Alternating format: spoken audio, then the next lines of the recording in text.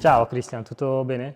Ciao Andre, tutto bene? Sono contento che hai accettato questa intervista perché sei il pilota, diciamo, che un po' più si avvicina a me con la tua carriera di YouTuber iniziata da poco e poi volevo conoscere, e poi ne parleremo dopo, Mhm. anche del mondo endurance, che è una cosa che mi affascina, però lì arriviamo dopo. Partiamo dall'inizio, dalla tua carriera di pilota, come è iniziata e come sei arrivato ad oggi e quello che poi farai nel 2023 che me lo spiegherai e me lo racconterai dopo. Certo. Il Christian come nasce pilota? Contando che tu vieni da una zona che non è la Riviera Romagnola, dove c'è una Esatto, pista ogni 500 metri, vieni da Masone che è vicino a Genova ed è una zona totalmente fuori o scomoda se vogliamo dalle piste da velocità. esatto. Infatti, soprattutto nella prima parte di carriera, finché non arrivi, diciamo, ai circuiti grossi, che poi sono lontani un po' per tutti, stare in sella e quindi fare allenamento è sicuramente più difficile. Oltretutto, nella mia zona ci sono pochissime persone che lo fanno, cioè pochissimi piloti, e quindi anche avere un riferimento è sicuramente molto più difficile. Io ho iniziato, ahimè, una vita fa, perché ho iniziato 21 anni fa, Tu sei di che anno circa. sei? Io sono del 94, quindi ne ho 28 adesso. La prima volta in moto è stato? Allora, prima volta in moto, in realtà sì, io ti parlavo già di minimoto. Prima volta, 4 anni, un LEM 50 a 3 ruote.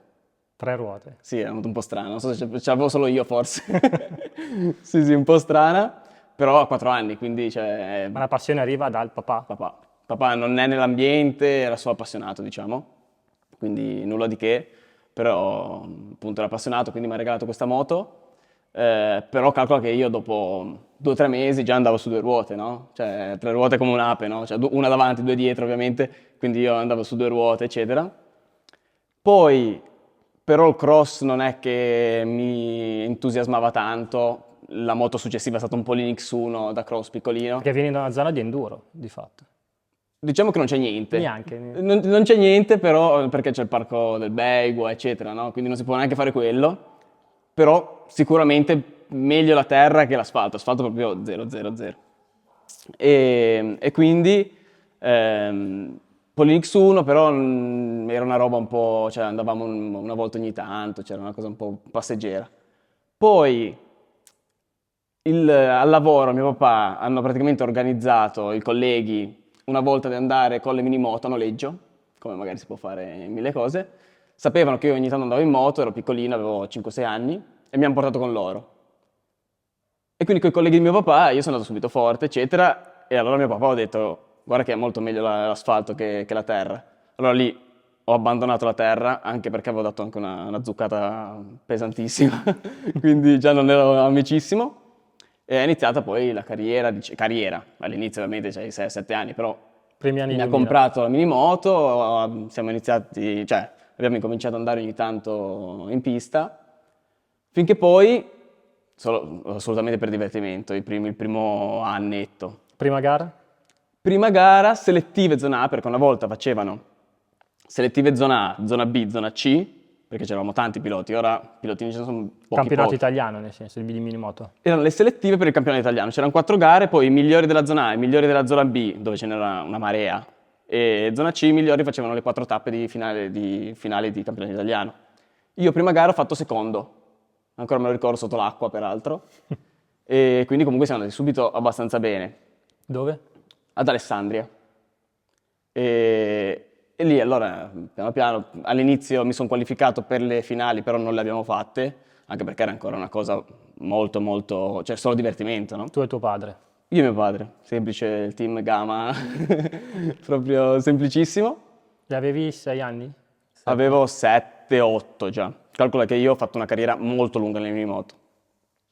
Perché poi gli anni successivi, quindi stiamo parlando già del 2004, fai più o meno, correvo con Morbidelli, Calia. Io c'è una foto di un podio dove c'è Morbidelli primo, Calia primo, io secondo, Morbidelli terzo, a Latina, in quegli anni lì. Il problema è stato che subito dopo quegli anni lì, quindi quando avevamo una decina d'anni, o 9, loro, sia Calia che Morbidelli, ad esempio, come tanti altri, hanno cominciato a passare le ruote un po' più grandi e quindi andare in Spagna, a fare i campionati. Noi ovviamente soldi zero, cioè i miei sono dipendenti normalissimi tutti e due, e quindi ho continuato il minimoto, cioè non c'erano tante Non c'era altre strade. possibilità. E ho fatto una bella carriera perché comunque nel 2007 ho vinto l'Europeo vincendo 6 gare su 6, cioè nel minimoto io ci andavo forte forte. 2008 ho vinto l'italiano, però ero già grandicello e quindi cioè cosa fai? Cioè, continui, ho tutta la vita con il minimoto, comunque qualcos'altro lo devi fare. E è arrivato il team GP Project che ci ha proposto di fare la Coppa Italia col 125 SP Sport Production, anche perché la carriera nella GP era assolutamente improponibile, cioè c'erano delle cifre Quindi ti propongono quell'anno incredibili. lì senza tirare fuori più di tanto. Gomme tipo, Gomme. cioè quindi Era una cosa che era poca alla roba, portata per voi. sì sì alla portata, cioè, costava Quindi poco meno che le minimoto, via insomma. Coppa Italia 125 Sport Production, Sì, giusto? esatto. Nelle minimoto invece ho corso praticamente sempre col il team Pasini di Brescia, non il Pasini di Rimini, perché sono due Pasini diversi. Peraltro ancora adesso sono nel motoclub Pasini, quindi è una vita che sono lì. Sono passato ad Aprilia, quindi Coppa Italia. Ho fatto 2 anni, sono andato subito forte, perché calcola che la prima volta che sono salito, cioè la mia prima gara ero quinto in qualifica, poi ho finito sesto in gara, quindi molto bene. Il secondo anno mi sono subito, cioè mi sono giocato il titolo, ho vinto 2 gare. Quindi siamo nel 2008, 2009, 2009. ho fatto 2008 e 2009. Nel 2009 mi sono giocato il titolo, che poi non ho vinto, cioè col senno di poi, perché eravamo lì molto vicini in campionato. Quello che poi ha vinto è stato squalificato, quindi col senno di poi a me bastava arrivare decimo. Invece cosa è successo? All'ultima gara, dici? Esatto. È successo che a metà gara circa, tipo semi high side alla Quercia, eravamo a Vallelunga, caduta la catena. No, Quercia a Misano, dov'è che eri? Sì, scusami. Alla trincea, Trincea. trincea a Vallunga. Mm, Morto. fine. E quindi sono arrivato terzo in campionato. Lì proprio a Vallelunga, lì è di nuovo, cioè o c'era sempre la carriera 125 GP, oppure rimanevo lì, cioè non c'era molto da fare, cioè sempre per questioni di budget ovviamente, no? E avevamo alcune proposte del tipo rimanere lì con il Ninja 300 perché era già l'anno che incominciava a arrivare il quattro tempi, quindi le prime Super Sport 300 diciamo di adesso, La no? 250 c'era forse. C'era il 250, Il quattro sei più tempi. preparato di me, ti ricordi meglio di me, e quindi potevamo stare lì. È arrivato il Team Italia proprio a Vallelunga, che c'era all'epoca il Team Italia, Della federazione. della federazione, che mi ricordo benissimo, che è arrivato un rappresentante del Team Italia, ci ha chiesto che sono interessati a noi, che siamo andati forte, eccetera, volevano farmi fare la 125 GP l'anno dopo, e ci hanno chiesto proprio così, perché me lo ricordo proprio bene, 6.000 euro a gara più le cadute. Le cadute del GP c'erano quelle che facevano paura, perché comunque è una moto che costa, prototipo che costa, e quindi calcolo che veniva fuori 60.000 più o meno fuori le cadute. Ovviamente, cioè, cifra inabbordabile. Più che altro che poi mio padre si è anche un po' stizzito in quel frangente perché ha detto, cavolo, su Motosprint c'era l'articolo che nasceva il Team Italia, che cercavano talenti, sembrava per portarli avanti, e in realtà non era proprio Un'azienda. così, esatto. E questo rappresentante, cioè io peraltro mi ricordo poco, come hai visto, già che ho tirato 2 o 3 stravalcioni sulle cilindrate, eccetera. Però mi ricordo benissimo che ha detto, ma non è colpa nostra se suo figlio ha scelto uno sport che non potete permettervi. In quel momento lì come vi siete sentiti? Quindi tuo padre, Mio padre è ok. male, E tu io... da ragazzino atleta? Non ci hai pensato più di Sì, tanto? cazzo bene, cioè nel senso ero proprio giovane, cioè ero 15-16 anni, 15 anni, quindi sì, cioè, poi ero proprio un po' testa di cazzo in quel momento, quindi cioè, proprio non me fregava niente, ok, ciao. Però comunque eravamo lì, quindi, no? Quindi chiusa quella porta lì? Chiusa quella porta lì, niente, eravamo diretti verso un'altra stagione in Coppa Italia. Fatto sta che a fine stagione arriva una proposta dal team Go Eleven, da Sandrini, peraltro, che quindi gestiva un po' i piloti, di fare l'Europeo Stock 600. Sempre però serviva del budget, che mio padre non aveva. E quindi, però lì erano frangenti, cioè col senno di poi, cioè, sono cose belle da ricordare. Lì in realtà non tanto, perché comunque mio padre era preso malissimo, cioè comunque io andavo forte. Sai che comunque è un treno da prendere, perché non è che tu dici, vabbè, aspettiamo 2 o 3 anni, cioè lì cioè già ho fatto tanto minimoto, no? Quindi non potevo temporeggiare ancora. E quindi mi ha detto, no, cazzo, cosa facciamo? Finanziamento, eccetera. Io, cioè, ero sempre lucido e abbastanza dentro, diciamo, al mio aspetto manageriale, che poi non mi ha mai seguito nessuno, quindi sono sempre stato ben presente a... Quindi tu non hai mai avuto un manager, era tuo padre il manager e un po' te, insomma tutti e Più due. io, perché mio padre comunque, essendo uno molto tranquillo, cioè non era uno che andava a cercare gli sponsor perché un po' li scazzava, no? Sì. Era una persona molto semplice e fuori dall'ambiente, quindi non era facile. E quindi niente, cioè abbiamo questa proposta, non sapevamo come fare, abbiamo rifiutato, perché comunque le cifre erano altine, sempre parliamo di 50-60, che per l'europeo non era tanto, però Non, se devi non ci averceli, sono, se non non ci ci sono sono tanto. Però il Team Eleven disse, va bene, ok, prossimo anno niente, però la moto te la facciamo provare lo stesso. Hanno scelto pista test per i test invernali, che in realtà era a novembre ancora, Magione, Quindi 2009 già. 2009. Io peraltro ero nel team GP Project, come ho detto, nel 125, che era lì di Spoleto, e quindi era la mia pista test. Cioè, sono salito su quelle 600 per la prima volta, cioè, ho fatto paura, cioè, sono andato veramente forte. Peraltro, quell'anno lì, nella Stock 1000 col Team Go11 c'era Canepa, e sono andato molto forte col 600. C'erano Cioè, altri piloti che provavano quel giorno no, lì, eri da c'era solo. io, Canepa col 1000, Vivarelli col 1000, cioè col 600 solo io. Però era andato molto molto forte. Allora lì, un po' di subbuglio, è arrivata successivamente la proposta, ok, tieniti il tuo team, cioè GP Project, con cui avresti fatto il prossimo anno la 125 SP, paga solo le gomme, e quindi era una cifra 15, 10, 15, ancora mezza abbordabile, fate il CIV, noi vi diamo la moto, vi diamo tutto, CV 600. CIV 600 stock, fate il CIV. Va bene, ci sta, una buona proposta. Con che moto? Cava. Io sono sempre, a parte l'ultimo anno di Supersport, sempre stato cava. Ok, facciamo il CIV. Test pre-stagione, che si facevano una volta i test pre-stagione a Misano, c'erano tutti. Io quarto tempo ho fatto. Tutti che nomi importanti c'erano? Morbido, Russo, Gregorini, c'era che andava forte, Tambu forse. Tambu, Tamburini, Sì, Morbido, Morbidelli. sì, esatto. E un po' d'altri. Morrentino, boh, c'era un po' tutta questa gente qua.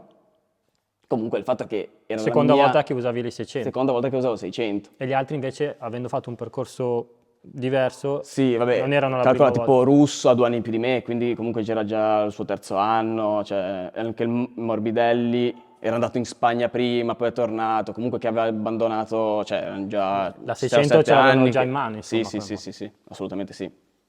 Comunque ero lì. Allora, tornato a casa, mi ricordo tipo in un'area di servizio prima di Bologna, mi chiama il padrone del Team Go11, che è Gianni Ramello, lì è una di quelle fortune, diciamo, entità che mi sono piovute dall'alto, che mi ha dato una mano fondamentale, che se no non sarei assolutamente qui. Mi ha detto, guarda, settimana prossima Assen, iniziava il campionato Stock 600, il campionato europeo, vieni che fai l'europeo. E Ma mio per padre... una sostituzione o perché No, eri no, andato no, però è bene? andato bene. Cioè. E mio padre ci fa, guarda che, cioè, ne avevamo già parlato, ma il budget, guarda che non c'era 2 mesi fa, non c'è neanche adesso, che è marzo, così, no? Ma no, no, no, non ti preoccupare, ci pensiamo tutto noi, Subito. subito. E quindi, fatto sta che da 4 mesi prima che dovevo fare Coppa Italia 125 SP in un team, cioè in un team, scusami, in un ambiente comunque Amatoriale. amatoriale, ad aprile Mondiale Superbike, cioè ambiente Mondiale Superbike, Stock 600 europea. Quindi immaginati lo shock. Quindi quando sei arrivato lì ad Assen dopo 2 settimane, qual è stata l'emozione? Ero In preso mezzo a quelli veri. malissimo, ero preso male perché comunque cioè, ero assolutamente fuori luogo, cioè, cioè, non sapevo assolutamente cosa fare, ero cioè, veramente preso male. E, Pista mai vista? ovvio, cioè, quindi cioè, assolutamente. Il primo turno com'è stato? Primo turno, bene, cioè nel senso, poi in pista comunque, sai, non sai, cioè tu giri, non sai bene ancora i tempi, eccetera, però ero già subito, cioè nella mischia, del tipo 13-14esimo, cioè Su quindi metà 30. schieramento, sì, sì, assolutamente. E quindi bene. Gara, ho dato una bomba, cioè proprio il curvone praticamente che precede la S finale. Sì. Il A curvone lì che si sinistra. fa, sì, quinta. Che ha fatto un po' di vittime, di danni. Sì, ho tipo fatto un mezzo high side, però la moto non mi ha lanciato proprio nell'inserimento. E quindi ho sbacchettato, sono dritto, mi sono dovuto lanciare dalla moto e calcola che c'è ancora il cruscotto A sul casa. letto, a casa sul letto, bloccata a 15.000. Cioè la moto, cioè, polverizzata, assolutamente polverizzata. Io anche ero mezzo polverizzato, poi lì mi sono rotto il crociato, mi sono spaccato un po' di cose, avevo male dappertutto. Però lì era il fatto che comunque avevo provato poche volte la 600, non ce l'avevo ancora bene in mano, comunque cambia tanto le velocità, cioè I le riferimenti, i curve arrivano un po' riflessi. prima rispetto a Certo. 125, eccetera. E quindi, vabbè, è iniziato col botto subito. E in quel caso lì il team, cioè, perché, come ci si accorda? No, no, lì, cioè, io, cioè, lo sapevano che ero, cioè, C'era il paziente, rischio, quindi, c'era la cioè, possibilità. cioè, nel senso, esatto, assolutamente. E quindi niente, ok. E quell'anno lì com'è Gara andata? dopo. Quell'anno lì comunque sono stato sempre veloce, soprattutto in qualifica. Questo perché? Perché io arrivavo dal 125, quindi avevo tantissima percorrenza. Con la gomma nuova ero molto veloce, infatti nella qualifica stavo sempre ottavo, nono, decimo, dodicesimo. In gara facevo fatica perché appena calava un po' la gomma io non riuscivo più a fare percorrenza. Ho dato tantissime facciate per terra, ovviamente, perché comunque entravo tanto coi freni, cioè guidavo un po' da 125, no? E quindi aprivo presto, ma è ancora piegato, cioè è Ma proprio tu una in guida quegli un anni po'. lì avevi qualcuno che ti seguiva anche come adesso si usa avere il coach o Ma non c'era assolutamente non come figura, esisteva. quindi andavi da autodidatta? Esattamente, Con gli sì. altri in pista vedevi Esatto, cosa facevano? esatto, esatto, assolutamente. E c'è stata una gara, che ora ti racconto questo aneddoto, pazzesca, Brno 2011 quindi siamo, qualifica terzo, al primo anno di 600. C'era primo Lombardi, Joshua Day, che è un americano, io terzo. Vabbè, ti racconto in ordine com'è andata perché poi capirai perché. In griglia di partenza, io ero sempre con GP Project, mettiamo il cartello, cioè i miei meccanici in realtà hanno avuto questa idea geniale di scrivere tipo anche noi ascoltiamo lo Zoo di 105 stronzi, perché era all'epoca funzionava, cioè, Sì. cioè era uno sketch da Ok. fare. Ok, giro di ricognizione, c'è Lombardi che tipo mi fa cenno, mi chiama, cioè mi fa cenno, io mi giro, mi dice tipo attaccati che proviamo ad andare via, no? Io ero molto veloce, nonostante inesperto. Ok, mi giro, c'era uno che provava tipo il freno, no? Mica l'ho preso in pieno. Moto capottata, battuto così, fuoco. Che mi ricorda ancora la scena che io mi sono alzato, vedevo la moto giù da una discesa di Donington, di Brno, in fiamme. Ho detto, cazzo, come torno nei box adesso? E poi il terzo partivo, cioè, capito? Sono tornato nel box, ci hanno richiamato in direzione gara per il cartello che avevamo fatto, peraltro io pensavo per il botto, invece per il cartello ci hanno fatto, perché ovviamente eravamo in diretta Italia 2, tipo, no? Quindi cioè, non puoi scrivere ste robe, no? E poi però non ci hanno detto niente perché ci hanno detto, guarda, avete fatto talmente tanti danni già Sì. che è a posto La così. multa la lasciamo stare. Esatto, però proprio in quella gara lì anche il team mi ha detto, guarda che da inizio stagione hai fatto 80.000 euro di danni, tipo in Quindi 6 gare, in hai 5. distrutto 3 moto. Esatto. Una ad Assen, una a Brno e l'altra Aveva un le po' di cadute. crash vari che è stato che ha tirato. E quindi lì comunque è stato difficile, perché comunque ero giovane. Poi comunque andavo sempre in giro da solo, quindi senza la mia famiglia, cioè quindi 16 anni in giro per l'Europa, catapultato in quel campionato, che comunque credevo già molto più grande di me. È lì che ti dicono, cazzo, guarda che hai fatto i danni, guarda che però tu devi spingere comunque, no? Cioè, è stato un po' un momento di, ok, cosa faccio adesso? Come reagisco a sta situa? Non avevi una guida, insomma, che ti sapeva Non gestire. avevo una guida, esatto, quello è infatti un po' che l'ho pagato un po' negli anni E dopo, c'era qualcuno invece che aveva una figura del genere che ma lo... lì secondo me dipende un po' dal team, nel senso che comunque quando hai quell'età lì è un po' il team che ti deve dare metodo, che ti deve insegnare cosa fare, lo scopri soprattutto quando poi hai momenti difficili, no? Se hai il metodo o no, perché quando tutto Certo. va bene. Io avevo forse un grande talento, che è stata un po' la mia fortuna e sfortuna, perché perché comunque in minimoto andavo fortissimo, in 125 ci ho messo pochissimo per andare forte, nella 600 idem, e quindi non avevo bisogno di metodo. Io mi ricordo ancora i primi anni di 600, che ad esempio io non prendevo i riferimenti in staccata. Cioè io arrivavo lì, quando mi sembrava tardi, frenavo. Però non funziona così. Cioè, Certo. se poi devi migliorare, cioè finché va bene, cioè fai così, e sei secondo, terzo, ok. Ma se poi devi migliorare, devi capire perché, eccetera, non puoi andare così a caso, capito? E quindi nessuno mi ha instradato così bene e ho fatto un po' fatica quell'anno lì. L'anno dopo, sempre uguale stock 600, Stesso stesse team, condizioni, esatto, Kawasaki Go 11. Meglio, ho fatto il mio primo podio a Misano e da essere decimo, quindicesimo, cadendo spesso, ho iniziato a essere sesto, decimo, diciamo, ho scalato un po' la classifica, cadendo un po' di meno. E lì avevamo, non il gap tecnico, però usavamo FG Gubellini di sospensioni, che andavano molto bene, però le avevamo solo noi. quindi non c'erano dati. Non c'erano dati, capisci che se su un campionato dove c'hai Onlins che ha 80 moto e FG che ne ha 3, capisci che comunque lo Fai più sviluppo è anche, cioè andavano anche fin troppo bene in realtà per comunque la mole di dati che avevano, cioè zero. L'anno dopo siamo passati a Bitubo, quindi siamo 2013, Kawasaki, Go 11, Bitubo, ho fatto subito lo step. Lì ci siamo giocati il campionato, ho vinto, c'è stato un grosso colpo in realtà, che è stata la morte di Antonelli, che era il mio team. Lui faceva Super Sport con Go 11, io facevo Stock 600. In Russia. In Russia, che la Stock 600 non ci va, quindi io ero a casa a vedere la gara. Però è stato, cioè ovviamente, Un colpo. finché succede lontano, comunque c'era già stato il problema Simoncelli, eccetera, però sai, lo vedi un po' più lontano, no? Quando E ti lì- capita invece nello stesso team, In quel momento lì è non cambiato vedi. qualcosa? Nella tua testa, intendo. Da pilota. Qualcosa, cioè ci pensi, però non è che è cambiato, nel senso che comunque sia, avevamo Silverstone subito dopo, cioè la gara, non il weekend, però comunque la tappa successiva. Avevamo 2 gare, una sabato e una domenica. Io sabato ho fatto secondo, perché hanno dato bandiera rossa. Domenica ho vinto.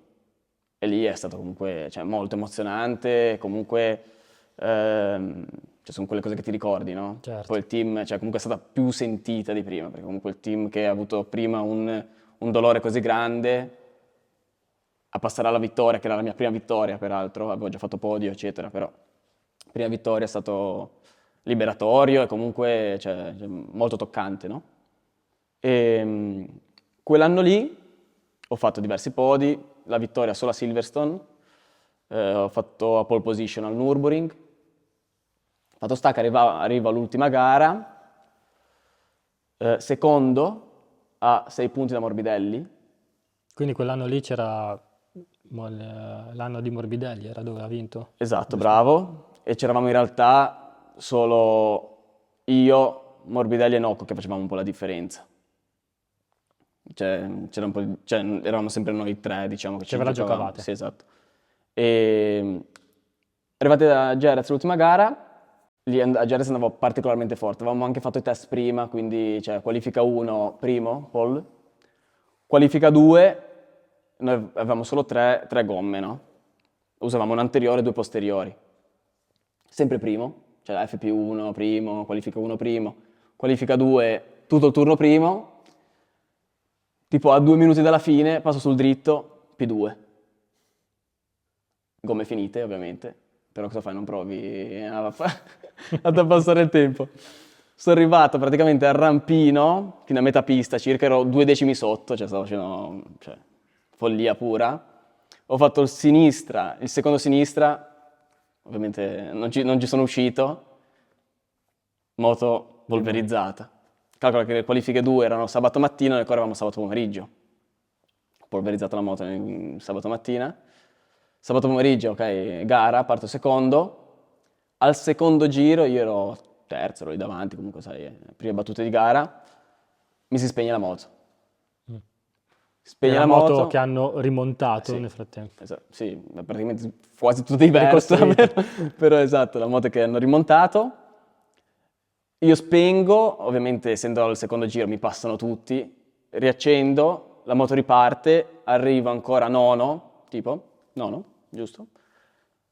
Ed era il problema è stato il sensore antiribaltamento che i meccanici avevano montato un Non po' male, dritto, esatto, ok. non dritto, dovuto comunque alla caduta della mattina. E lì ho perso ovviamente l'europeo e sono arrivato terzo, ho finito, perché ho finito Morbidelli, Nocco io. E, e lì è sempre, sai, un po' quella sfortuna che mi è successo quando mi giocavo il titolo nel 125, che ho caduto la catena. Quindi lì chi arrivava davanti vinceva sostanzialmente. Sì, praticamente sì, esatto, praticamente sì. E peraltro lì aveva vinto Kyle Smith, quindi neanche Morbidelli, però avevo assolutamente le carte in regola per vincere, no? E quindi per giocarmi il titolo. E lì poi c'è stato, dopo quell'anno lì, un altro switch importante, no? Perché Morbidelli è andato Moto2 con Italtrans, mi pare, sì. Nocco Moto2, in realtà che poi ha fatto solo i test invernali con Speed Up. E io ho continuato Mondiale Supersport, quindi comunque ho fatto il salto, sempre con Go11, sempre con Kawasaki, anche perché era il team che mi aveva sempre aiutato. Quindi ci saranno state, immagino, altre proposte, però sei rimasto... Sì, però cioè, economicamente io ero sempre al punto, Cioè, al punto gli precedente. interessamenti che c'erano venivano lì, ti chiedevano i soldi per fare i passaggi di categoria. Assolutamente sì. E tu dicevi, guarda che io qua Esatto, non pago, sì, allora... poi nel frattempo calcola che comunque sia col team, con la famiglia, con Gianni, cioè ero in famiglia, perché comunque soprattutto quando c'hai quell'età lì che sei in crescita, poi io sono stato 6 anni lì, perché comunque dopo i 3 di stock ho fatto anche 3 di Supersport con loro, cioè era proprio cioè, una Ti sentivi a famiglia, casa? andavo in vacanza anche d'estate con loro, capito? Ok. E, e quindi stavo benissimo. In realtà poi, soprattutto in Supersport, facevamo proprio fatica col livello tecnico, perché comunque sia costava, Sempre Kawasaki, giusto? sempre Kawasaki, costavano i budget poco. Ho fatto delle gare buone perché ho fatto quarto a Phillip Island, comunque ero quasi sempre nei 10, però comunque è stato tosto, soprattutto il secondo anno io ho fatto fatica. Ma era un gap tecnico proprio di moto, Ma un po' tutto. Allora, o di calcola allenamenti che che magari non potevi stare tanto in moto quanto i tuoi avversari? anche, calcola che poi io ho capito, soprattutto nel 2017 quando ho corso con Evan Bros, che mi mancava molto metodo, perché comunque io avevo imparato un po' a gestire la situazione, però sempre da Go11 mi mancava un po' la figura che mi insegnasse a essere pilota. Ma il metodo intendi il metodo di lavoro del weekend, di gara? Il metodo di lavoro del weekend, cosa devo fare a casa? Cioè io a casa mi allenavo in palestra, sì, ma Quindi non avevi giocavo alla PlayStation, una cioè moto tua per allenarti tra una gara e assolutamente no, l'altra. assolutamente no. Facevi i tuoi weekend di Zero, gara, qualche test e finita lì. assolutamente sì. Ma perché fino a quel punto lì, comunque fino al 2013, mi era bastato così, perché un po' col mio talento, un po' cioè il mio talento e basta praticamente, mi era bastato, no? E quindi io pensavo che comunque sia, era quella la direzione, cioè che non dovessi fare altro. Quindi E, non hai mai avuto un rapporto anche, non so, con altri piloti del mondiale non dico di amicizia, ma quella collaborazione che si vede ultimamente adesso no, perché comunque io, essendo nella mia zona, non non c'era c'era nessuno. nessuno. Capito? Non c'era nessuno, quindi non c'era il pilota che magari girava col motard e diceva "Oh, andiamo insieme". Cioè io ero nel Come se mio fossi habitat un solo, alieno. disperso, cioè, capito? Ok. E quindi cioè, nessuno mi diceva quello che dovevo fare, io non c'ero arrivato. Ovviamente quando hai 17-18 anni eh, non avevo la testa che ho adesso, no? E quindi sicuramente sarebbe stato tutto molto molto diverso.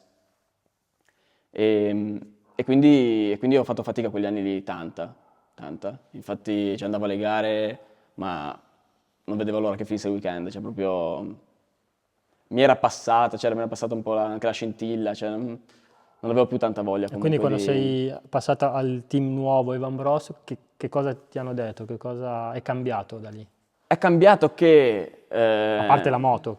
Che va bene. Sì, la moto che ti dirò non era così più competitiva, perché comunque Honda era già vecchiotta e loro si impegnavano tantissimo, però comunque non ho trovato eh, tutto più positivo che il Kawasaki, perché comunque la moto non era, non è il team Evan Bros di adesso ovviamente, e Honda era vecchiotta, quindi ho fatto comunque delle buonissime gare, perché giro veloce in Thailandia, che se Smith non avesse deciso di passare 4 piloti tipo in una staccata, io fossi stato il primo del gruppetto e cioè, mi ha preso, avrei potuto vincerla, perché ero secondo in quel momento.